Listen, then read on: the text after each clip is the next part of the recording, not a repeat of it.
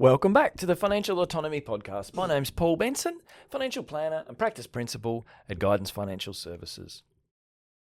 An observation that I've personally found to hold true is that we overestimate what we can get done in a day, but we underestimate what we can get done in a year. It's easy to get distracted or overwhelmed by the day-to-day busyness and feel like we're getting nowhere. Yet taking a succession of seemingly small actions does amount to significant progress when we take a step back and look at the longer arc. To a degree, this is what we see as compounding in financial markets too. Those who look at their balance each day see ups and downs, a whole bunch of noise. But when viewed over a year or ideally even longer, growth can be really significant, provided you've avoided the temptation to fiddle, of course. Goal setting is a common success factor in most aspects of life, and it certainly has relevance with regards to financial planning. The beginning of the year is a common time for us to think about our goals. So in today's episode, I'm hoping to prompt you to create some 10-year goals. I appreciate that this is a long time frame, but compounding is a powerful force provided it has the time necessary to work in your favour. 10 years is a good time frame to see that impact in its full glory. All right, enough preamble. Let's dive into this week's episode, the 10-year wealth test. Are you on track for 2036?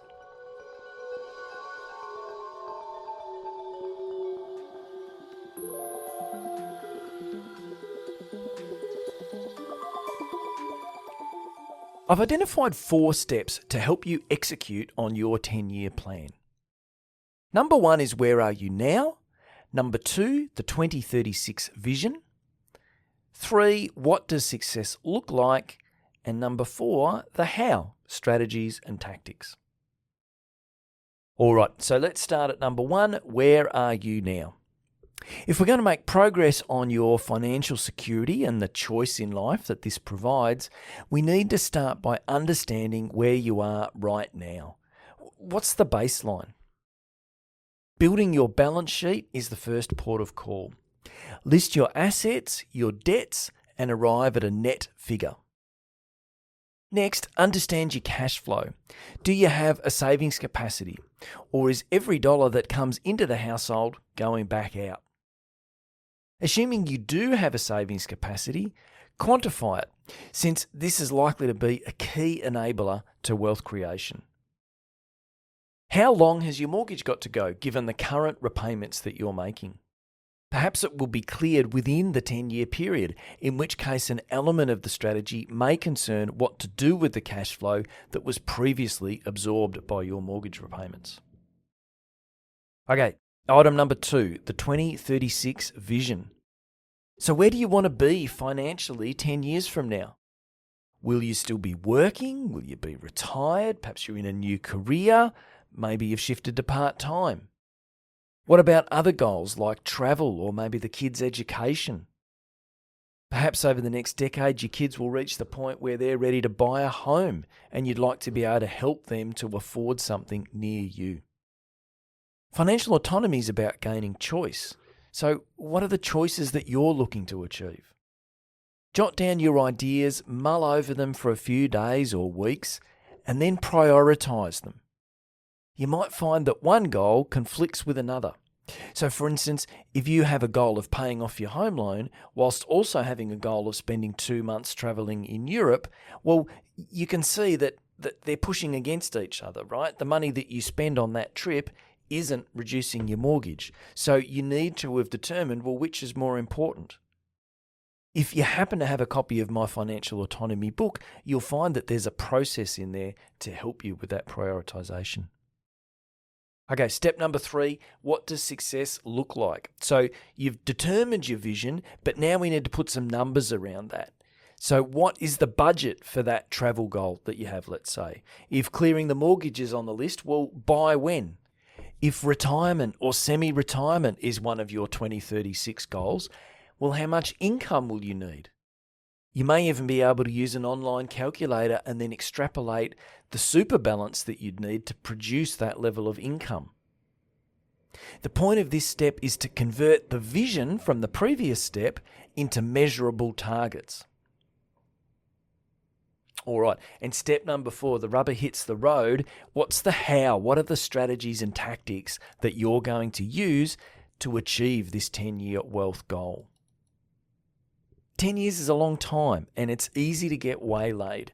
A key ingredient of successful long-term planning is to have milestones, goals that you can tick off along the way to ensure you stay the course and provide some positive encouragement.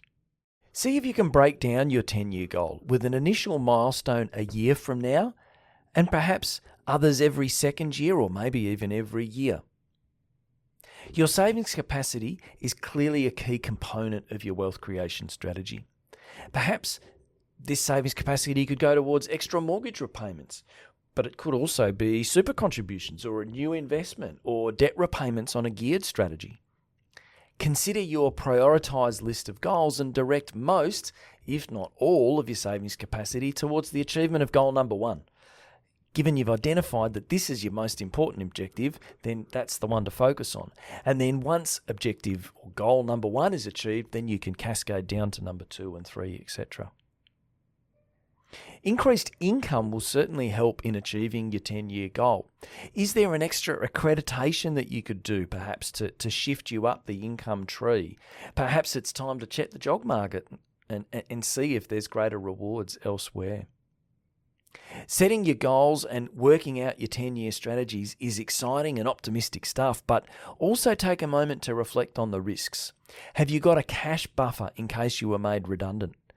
Is there life insurance and income protection in place to protect you and your family from adverse health events? What if interest rates rose considerably? Are you in a position to handle this? And will your job still be around 10 years from now? There's obviously lots of change in there, particularly in relation to artificial intelligence. Identify the risks that are relevant to you and determine what your response would be were these to unfold. Finally, this isn't a one and done exercise.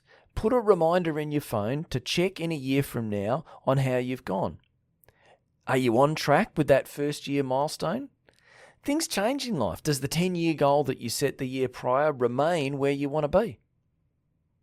All right. Well, look, thanks for listening to another episode of the Financial Autonomy Podcast. I hope that you found it helpful.